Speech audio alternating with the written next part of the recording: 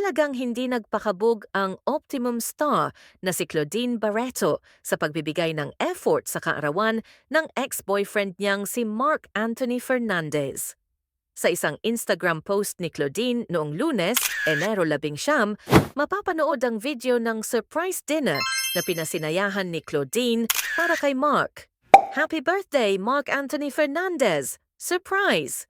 Thank you, Chef N and Ms. Anne of Ilos. Best birthday daw niya ever!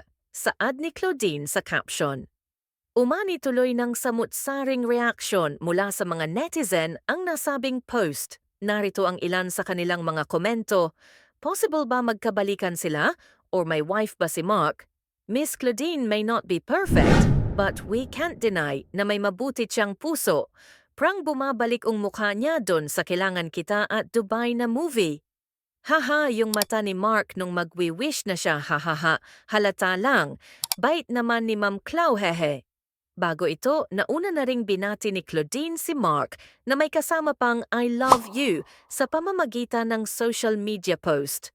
Matatandaang nagsimulang mabuo ang relasyon ni na Claudine at Mark noong 1995 matapos nilang gawin ang pelikulang Pare Ko. Ngunit naghiwalay rin sila makalipas ang 1 taon